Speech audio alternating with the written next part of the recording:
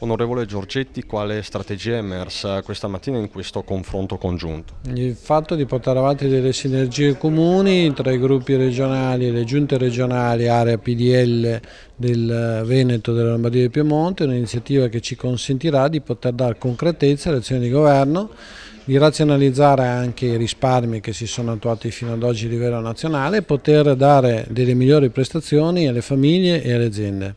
Perché questa alleanza? Quali motivi?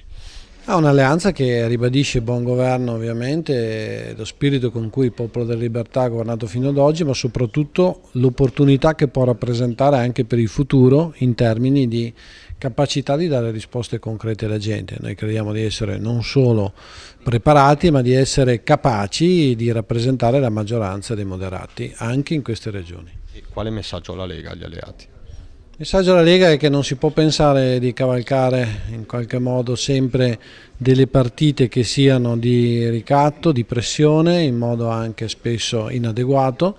Bisogna essere concreti, ma bisogna soprattutto dare nuove soluzioni ai problemi di questa crisi che è così pesante. Non si fa con gli slogan, si fa con la capacità e la buona amministrazione.